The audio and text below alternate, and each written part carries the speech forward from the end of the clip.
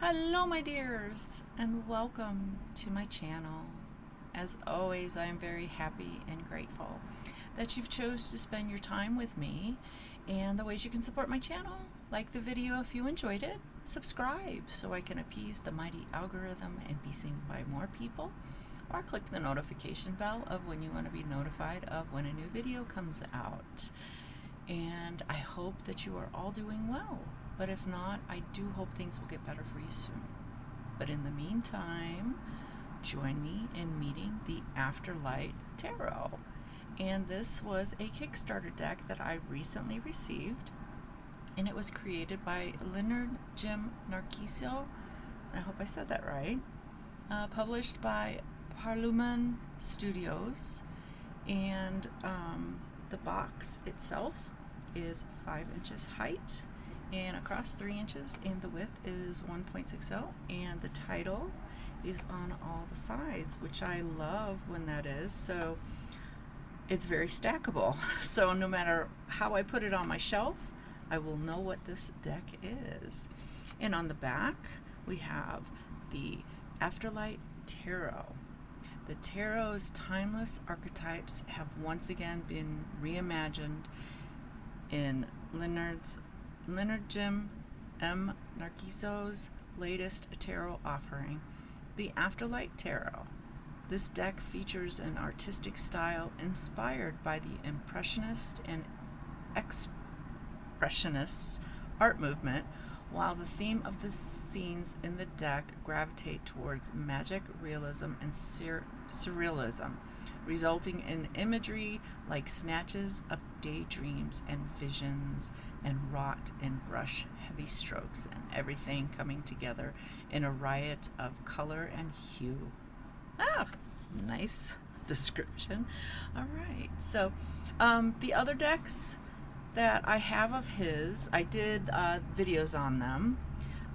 We have the Blue Deviant Tarot and the Urban Incantations Tarot, and he does have others.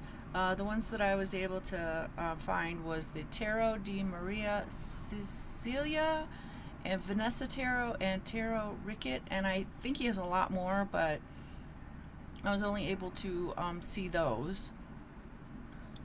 And let's go ahead and open this up. And it does come with a guidebook, if I can get it out. And it does come with a guidebook. And we'll explore that after we look at these cards.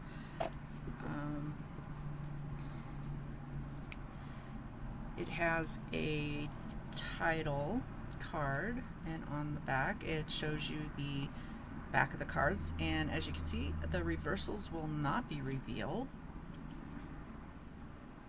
And the cards themselves are the same size as the Rider-Waite-Smith cards.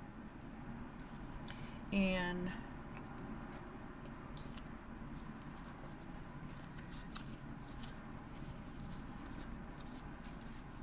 in my tarot videos, I always do a side-by-side comparison, so you can kind of get an idea of the comparison between the two cards if you're a beginner looking for another deck for your collection that is similar to the Rider-Waite-Smith, or if you are an avid collector such as myself, just on the lookout for a new deck. And yeah, my tarot addiction. I will admit it. Alright, so let's go ahead and explore this deck. And this deck, yeah, I really love it. I love the art on it. It's the best I can put is it's a feast for the eyes. There's so much to look at, and I like the art style a lot, if you haven't guessed. And he only put the title, and he didn't put any of the numbers.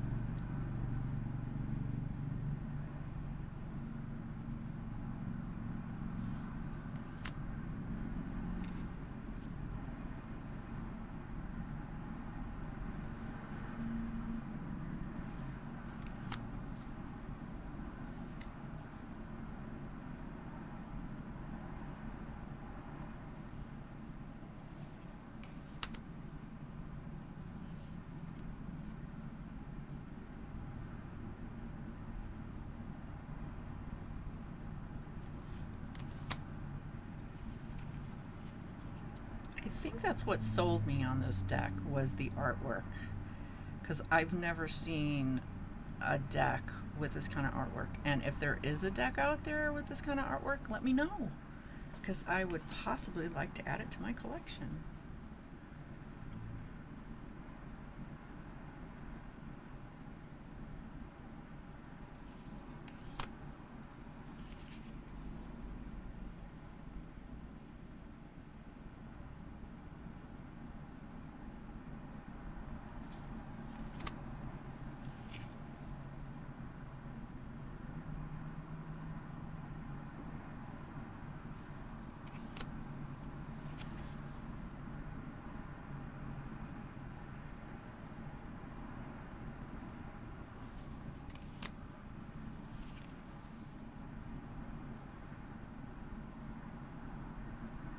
I really like this one, because with the hangman, you're suspended and it's like a pause in time, and it illustrates so well.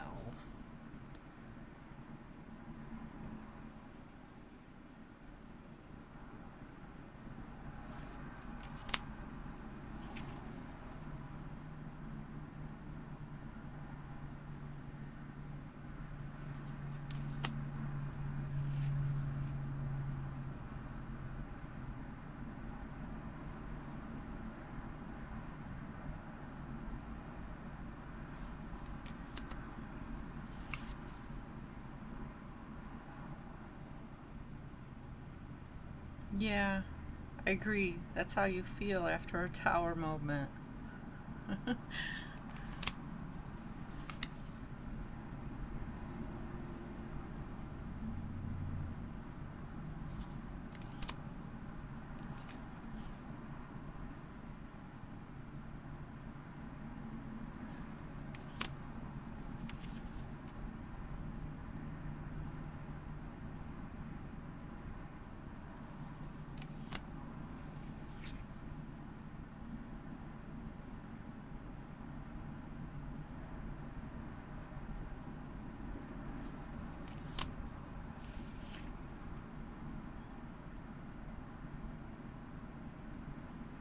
Okay, that is the major arcana. And he keeps the suits the same. So it's the wands, pentacles, swords, cups, which is nice. Alright, so now we are going to move on to the wands. And for anybody who's interested, I am showing the Radiant Rider-Waite Tarot, and you can get this at US Game Systems if you really like the deck. Okay, so let's go ahead and look at the wands.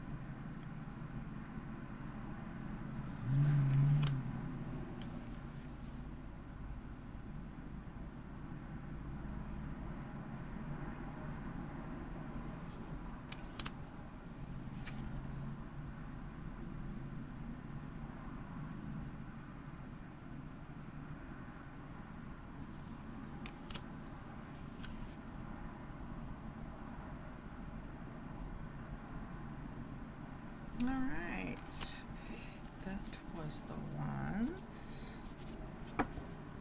Next, we have the swords.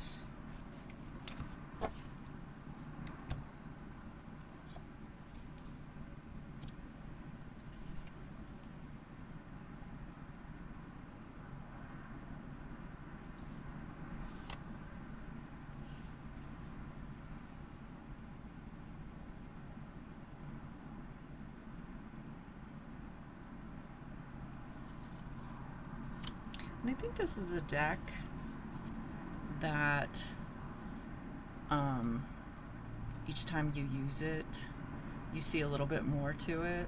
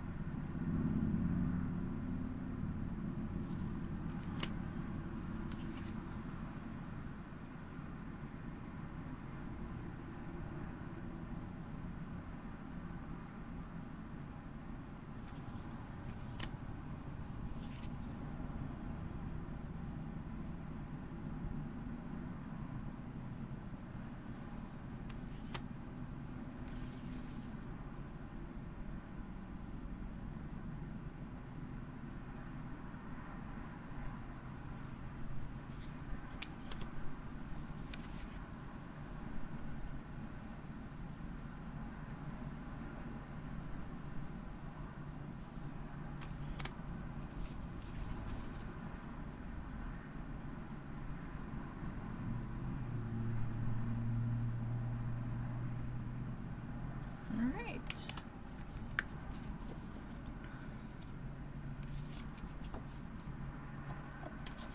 And next we have cups.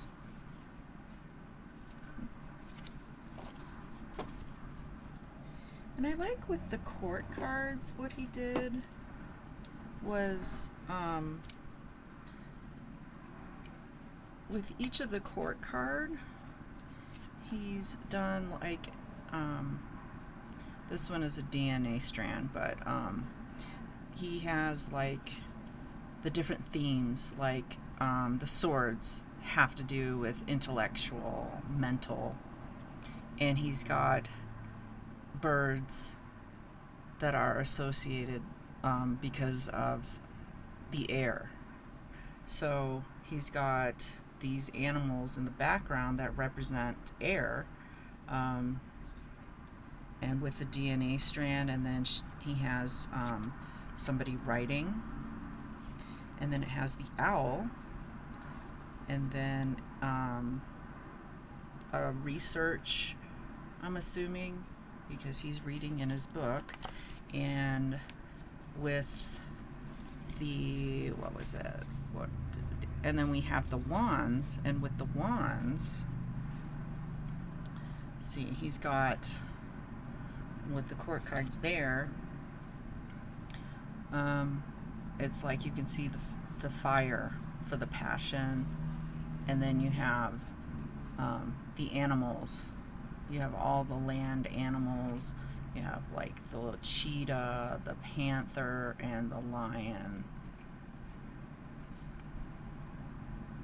And you can see like the red that represents the fire the wands are associated with.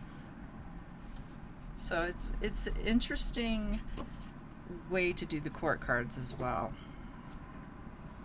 Alright, so now we're on the cups.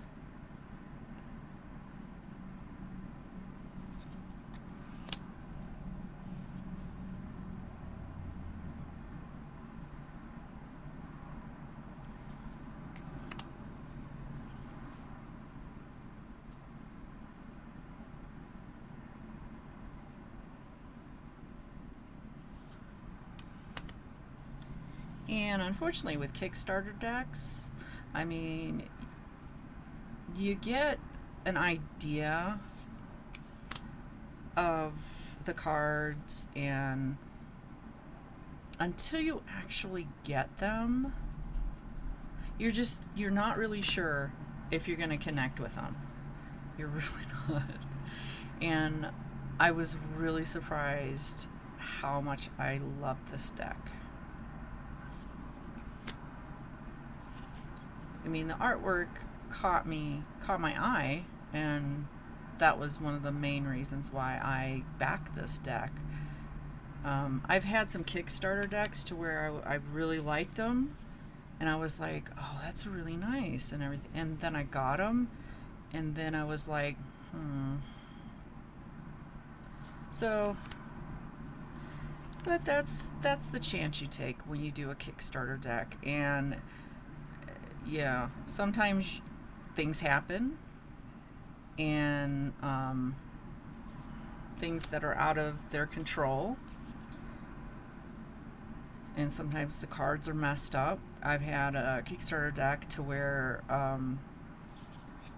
somebody had noticed that the wands and the pentacles were mixed up. The cards were. And so I had to wait for new cards. So, you know, that's the chance you take. Alright, so like with the court cards, now we have the water element. As you can see, bubbles there. And on the knight, you have the water, and then you have the dolphin. And the queen has koi fishies for her. And then the king, I think that's a orca. It looks like an orca. I could be wrong. All right. And last, we have the pentacles.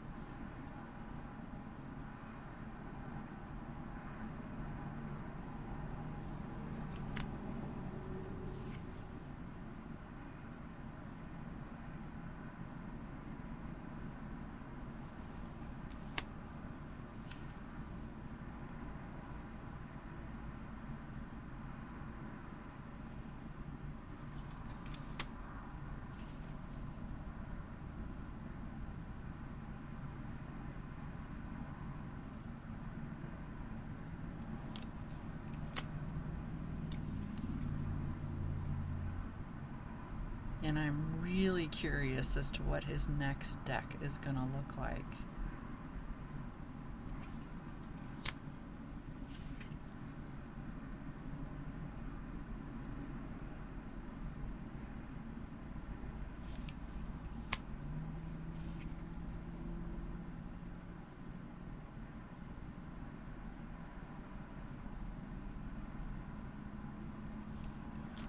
Okay, so page, we have a tree, which does fit it because pentacles are grounding, earthy,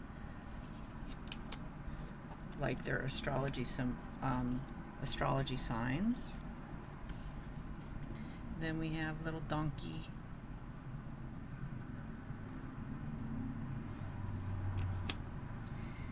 Then we have a goat.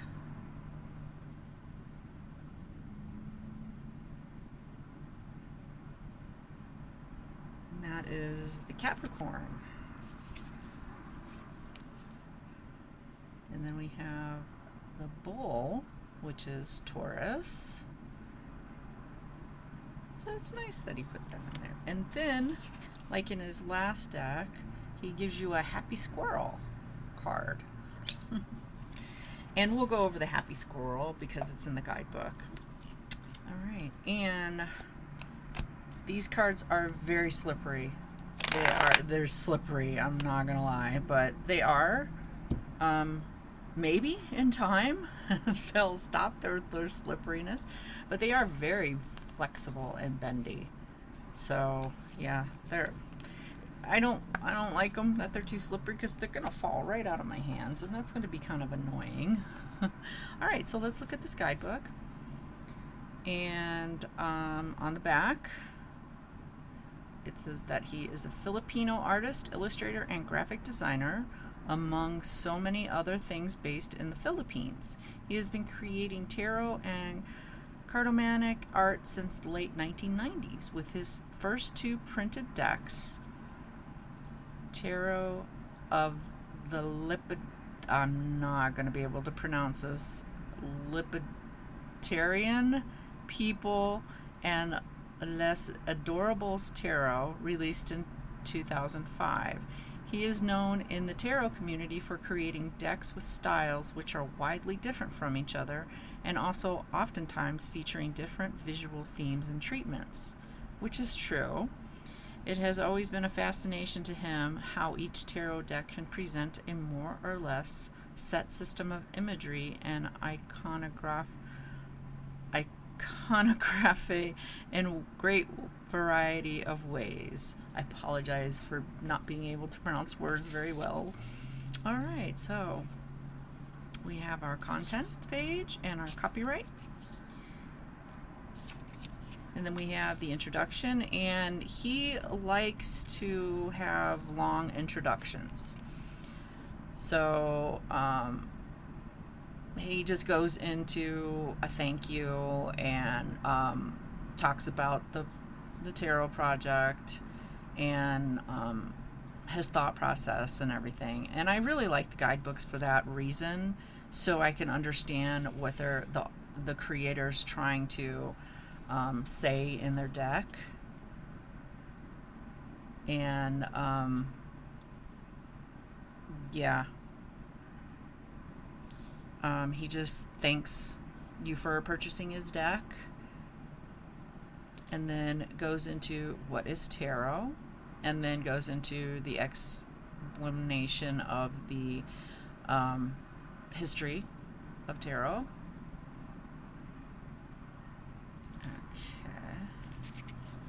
Yeah, it's a pretty long introduction, like I said. And then we have the tarot structure. Just goes into basically telling you the deck itself, little explanation about the different things about the deck.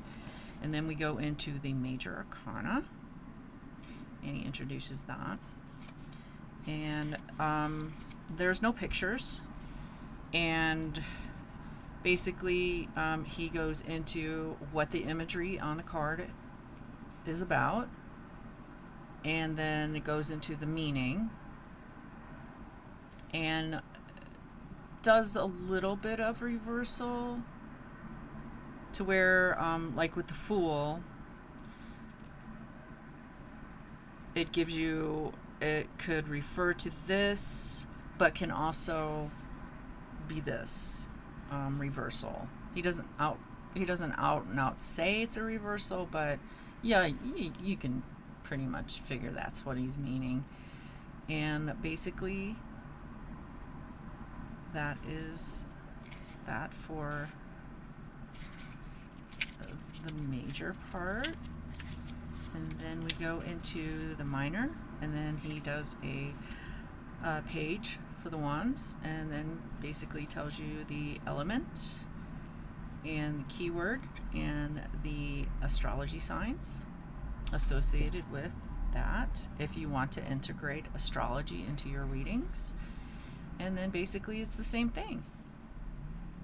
He just tells you about the background of the imagery and why he chose to do it, and then goes into the meaning of it at the bottom. Then we go into the swords, and you get your page, the introduction page. And then we go into the cups, same thing. And then we have the pentacles. And then the happy squirrel. So, it says that the happy squirrel started as sort of an inside joke in the tarot community back in the 90s. It was originally featured in an episode of a popular animated series, The Simpsons, as sort of a cheeky jab at the oftentimes mysterious and inaccessibility cards of the tarot.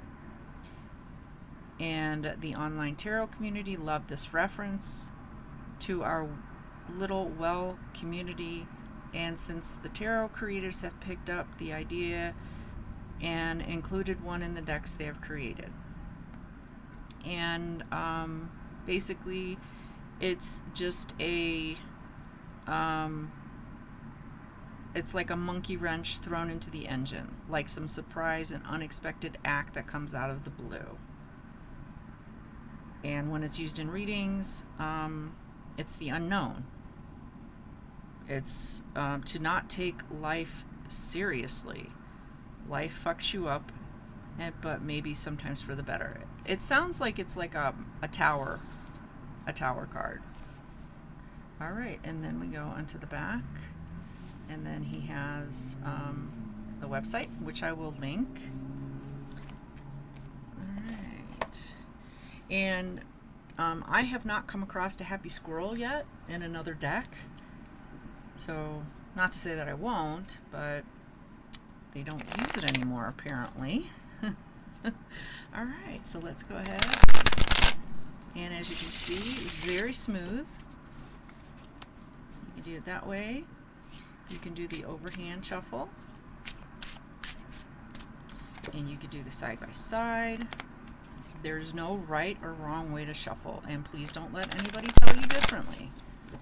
Because I do know there's misinformation out there, but there's so many ways you can, shuffle. You can just spread them out like that, and then you can just pick your cards that way. There's, no right or wrong way. All right, so we're going to pick a card and see what message this deck wants to give somebody, anybody.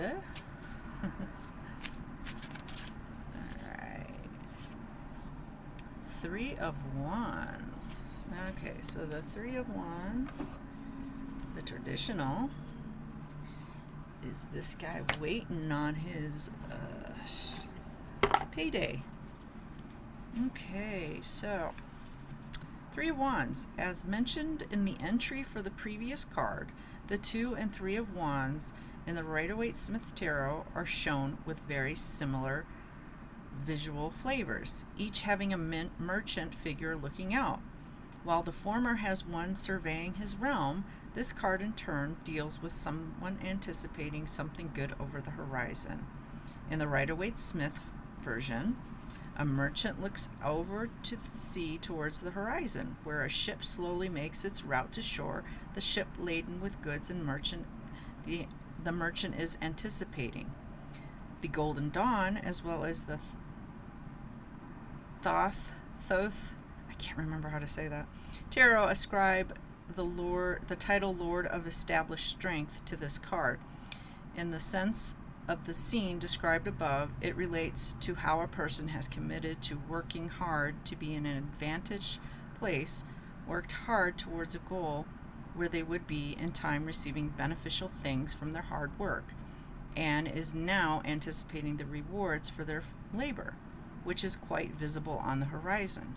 The person has worked very hard to establish the place of strength, of security, but also of power, and is now in a position to reap the benefits and rewards of being in such a place.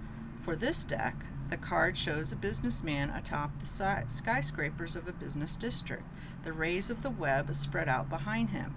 In this way, I wanted to show how he is in a position of established strength which the Golden Dawn's title for the card. And the meaning is the threes have initial conclusion theme in them, with the aces beginning and the twos continuation. Threes are the first conclusions in a cycle. Where the Three of Wands appears in a reading, it hints at a position where one is awaiting or already reaping from one's creative efforts. It is also a position of dynamic power. You have established your position from your own hard work, but you are also flexible and determined and have the initiative to look over the horizon and learn more and adapt to whatever comes your way. All right. Yeah, and it's got the gentleman sitting on top of the skyscrapers. All right. So that is pretty much all I have for this deck. Let me know what you thought about it in the comments below. And I'm not sure if it's on sale yet at the website. They do have an Etsy shop. I'm not really sure if they're selling it there as well, but I will link both places if you're interested in the deck to where you could get it. If you're planning on getting it and if it appeals to you, let me know. If it's not your thing, let me know as well. I'm always interested in learning about different opinions and thoughts on decks. But once again, thank you so much for spending your time with me, and I hope that you will join me with a future video. But until next time, take care and goodbye, my dears.